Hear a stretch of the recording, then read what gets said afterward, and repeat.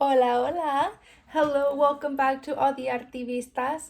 This is once again Annie Abundis here, and we are tuning in to our third episode of Artivism. And we're going to go ahead and today jump into something that's very exciting for many of us, which is the performing arts. So, in the performing arts, we're going to go ahead and encompass what is dance, theater, music, anything that can be kind of performed for an audience live. And there are other ways. If you want to consider this podcast a form of performing art, you're more than welcome to. So for today's purpose, we're going to go ahead and narrow in on a theater group that is taking place currently today. They're from San Jose, California. And in San Jose, we've heard of a couple of theater groups who have begun and merged and have their roots here in California. So one of them is Teatro Campesino, and the other one that comes to mind that is up and running today is Teatro Visión. So while these are some that were gonna make it into this selection, I kind of took a step back and I was thinking, okay, so Teatro Visión and Teatro Campesino have all this rich history and all these roots that we can talk about. How about we now go ahead and delve in to these ones that are occurring today? Especially, I thought of Teatro Alebrijes after an interview I had with a great friend. Her name is America Bautista. She is a part-time staff at the Youth Technology Incubator, which offers all these amazing programs for youth. She's also working as an actor with Teatro Alebrijes, doing some subtitle writing, subtitle director with Teatro Visión. But when I heard about Teatro Alebrijes, I think the name behind it was one of the first things that captured my attention. So Alebrijes, if you don't know, are these magical creatures. Sometimes they're known to be protectors for our almas in the afterlife, or also like in our journeys of life. And Alebrijes are something that are really important in the Latinx culture. One of the places that you may have seen one is when Dante becomes an alebrije in the movie Coco. That's a very popular kind of reference if it helps out. But Teatro Alebrijes chooses alebrijes because it kind of represents the way that everyone has magic inside of them, that they have all these magical parts and all these magical properties, talents that they bring to the table. And that's what produces magic in your community and in these plays. It is when you're able to see that in people and you're able to reflect it back to your audience and just see more magic created out of this. So magic is going to be a key term today for Teatro Alebrijes. So what is Teatro Alebrijes? So Teatro Alebrijes is an LGBTQ Latinx theater ensemble, and it was founded by Rodrigo Garcia, and Hugo Badu.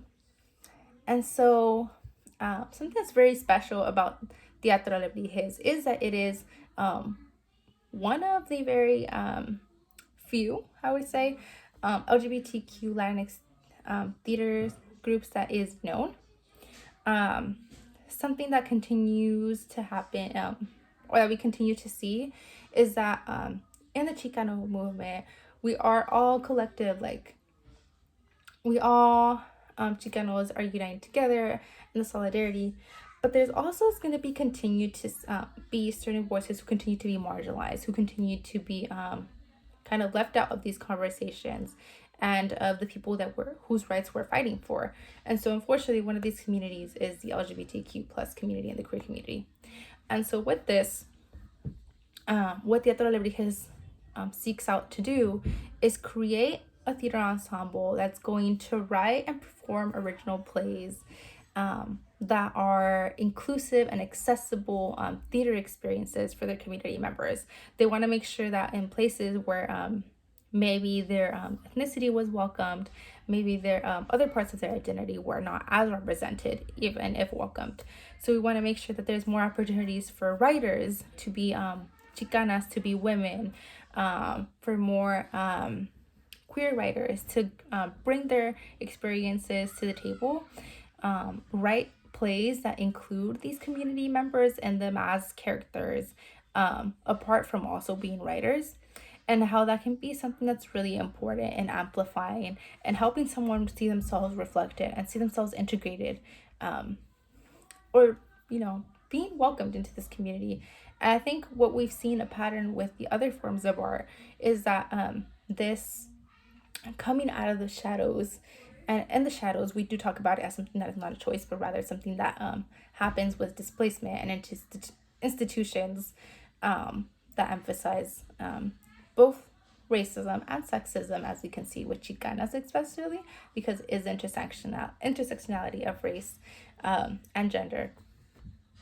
And so something also that's really special about Teatro Lebrijes is that they perform bilingual plays, both Spanish and English. Sometimes it could be a Spanglish combination. And they also provide on-screen subtitles for all of their performances. And just in case you're more curious to learn more about them, Teatro Alebrijes does try to be accessible to the public, which can be in terms of also the funding. So something that we've seen is that the performing arts have been typically one of the most gate-kept forms of art. We tend to see that a lot of the playwrights that we learned about, for example, in academia, tend to be white playwrights or male playwrights.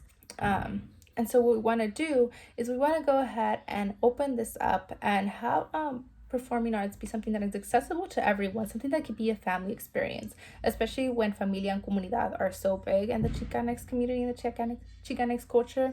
We want to make something that is affordable for the family, something that is within reach. Maybe some of you who live for any San Jose locals, having to travel to like San Francisco per se to see certain plays.